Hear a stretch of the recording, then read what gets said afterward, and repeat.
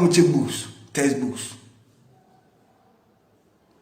Na omuche textbooks ene mpaboa. Mame no oyo ba ntimi nka bi ento aso. Oye mame. Asa ko ye mema ibi awon.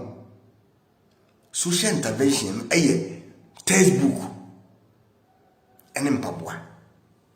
We one say ye all the platform no be enka wasem. Esan say yen no so na nya any more followers nti. Na NPP for ma mun share videos.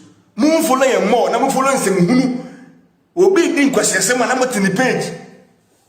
Oka was me go tie Oba ko tie but wa wo kasa papa ese ko fa wo page message no ko share on fan ko share on view no tie obi e wo hwehwe ma dross twini Jonas wo hwehwe ma dross na otiase no man mo fire we dey go 40 years no ye twini Jonas follower aden a twini Jonas Kenya nsasem o hwehwe hwe dross no go hwehwe mu no ade chi ni nipa almost 900 ana share video no. Are we mad? Nipa ni jimi no. Obi e fi mu won timi ko so jimi no. Eno ne be share more. En ne be follow more. Obi ko ke bintela ho bam no mabuso. Adenya obi e kwa kotie bi. Ba NPP ni tena se wo kasa. Obi e ma.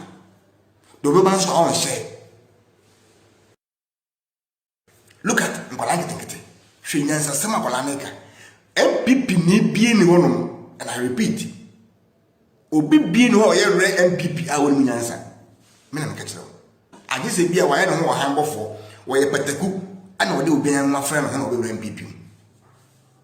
No doubt there is nobody amen na ho ye de I would support NPP party na onimi nyansa no we NPP ni papa ana obi bia so ne ho no a oye NPP ni a on very proud. So NPP ni ba good mama ma on baba enche on baba ejimi fo baba sisi a on be fresh so mo tro kwasi asem o friend last time mo ha na me friend ba ko si so oguni mo ni ase poto but o gina tira o ba tro kwasi asem bia ese o tro de ma o wi na friend na we say was me na me NPP me nya NDC ni o na media me neutral obwa party e wo mu a onu akura say fele so beka onam o fele so beka so NDC ni. So I from social media na free the country any freedom fighters ni NDC ni NPP obwa ofere oya shame so because of NDC the back door no NDC public or neutral we a party. Look at Akolano at the age of 18 19 years because all SHS there were very young na she asema oka she asema nyansasem. And my videos me is very interesting. A shock me na me see my breme video ne. But me tie videos no say ready. You won nyansafo. Sa akola we be leader. And I pray say one day abayo we say nyame kunyenya o me leader o Ghana. Na I hope so be leader.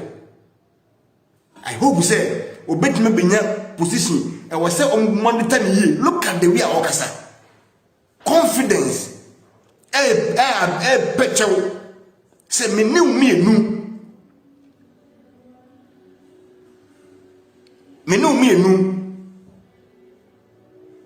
reason why are they more en kure me new betime ko say economy no aye dene na nso me new betime contribute ye betime kan ensase aboa san page economy no na se video no wo a wo de open no wo wi akom page wo ko down more down me dia to full video nda ho e wo me page no so ke boat wo na kotie ba fi good evening na ho ye de na kotie waso asem okaya dru ba bi kete wo se e wo mo se mo ye de na nso aban na bo no ho modin ama yes still ofidi wo mu nipa mpempem we nyina e wo school aban na bo no ho modin ese to school ntade etie school fees admission upon hardship when into our appeal to the whole Ghana say yen support to the government yen contribute to the government anya sa na say nyansa o kai no na say aban na ntimi a Woman Kalano, and Ombe Mobo, Ombefia. Our phone bebre or how many sika on bet me pure school fees into Omumpakana for chow. Quite a good video. Now, Obe soon is so when so.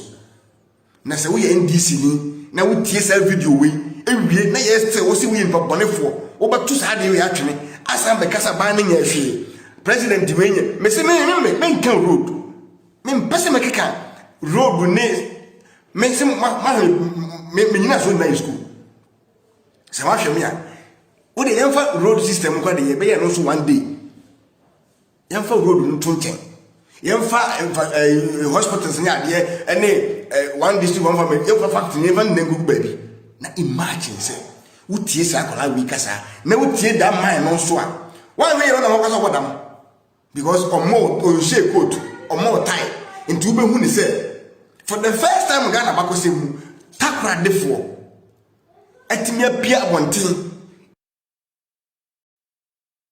ana nam so ma party ndi guye na wumpo what the party as a one person akrimu say sika we na wentimi amfa nyan wa to boho ba ko just one and on the advert no the be jinko for sika left and right ayo matima husu ba na de husu be di kodi jinko for sika wentimi an control wo wankasa wo humpo eni sika aka bedi wo nsem na nese anwo akire na wentimi an sika wo gege ye no ebi no ko ton krata e ma na ire wo UK ebi no de betu ya pepa ka e ba ede na ire ba UK beton pepa ede ma na ire de wo ye ote won obi na san ma na ire di na ire din pepa so sesi ya no na ire nya na ire ne ma na wa wo mo UK sesi ya no krata so ne ma na nya ne ba ana sika na sa enti say go for ana ma won to light ma bi nya duma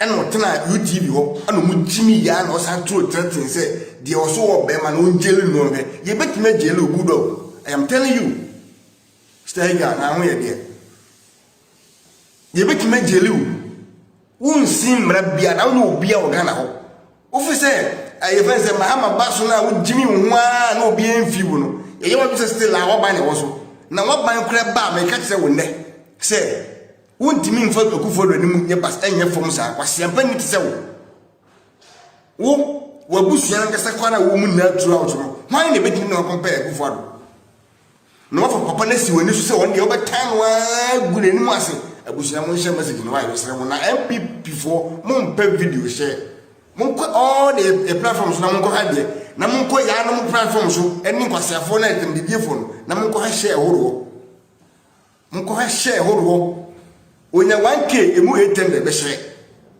enso yen nipa 20 no so a yenya mo mbe share mai mo share ye message na timi akọ Bulldog, what ho? Esa be true challenge my judges. They say they were the court judge for us and said the whole bear man on jailu near. Obetime jailu. Na o jailu ya. Muntie 3 for Jimmy say ya. Jawo no mo TV so. Jobu ya radio station. E kan ya so obi obe attempt kra no. Sa tam no na ye wo party.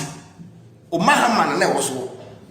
Ba judge for nkyere say Mahama na teso kwa na obejeliu ntu de koso na tira UTV ho na ma na so na Jimmy wo ma na one day okuru wa be ma event e course yi papa ba mu nyina ya to atwe Ghana fo kwase asem nko na so ehye papa na wo mu na ya to atwe wo mu show video kire so wo he wani so ade baby e announcement no hwe ni padom a di twi bo je fans because most in a student and okwala mabunu hwedede na sa Jimmy for kakra be ni pa be say so 7 bi a na terechire won na wo yes ade no sisi omo mo asem no because Captain Smart ye na bin say omo be yes ade no to tutu sika ma omo wie na obi omo timi ko ghetto ko tutu 50 Ghana de men go for say ye be ko demonstration mu medi eche ni nya dom ni enfe bring go for ni so tutu 50 Ghana ni enya botre 40 ha ese ni sika de ko mo say mo fo ko to sa ego tutu san go for ni ka na mo go demonstration are we mad entino mani ageme ne wo betra ha otuo woni yo ekufo do de minimise yo tamfo Into the unya kura na what adro dem so na koso a na kuna enye yintia into so kun ne be ya de kun twetwe na onfiri wo so nko na wabusua em se wote wabusua so budo akufo do em se wote wo maame so wo papa so no yere into se wan sori a anytime bia wo benya chance bia wo kase bia afa political bia no akufo do e wo problem event bia very o say ka say event bia o be ya president for be ko no e ya no mu ya papa mo grow wo ye kwasia wo ye jimi fo pa ayo mati joji wonni nyansa se wo tingana na wo se wo hu kuntuduma bia wo Ghana wadwe ewu tie nyansa ni bi be kasa me se wo mo from hu se o mo ye o mo so mo sa ko na dodo na ye moa o mo ye typical madness mad mutie o obi a onam as a so a security mutie nyansa sim bi o kawa mutie we are talking about this is a risk mutie wo de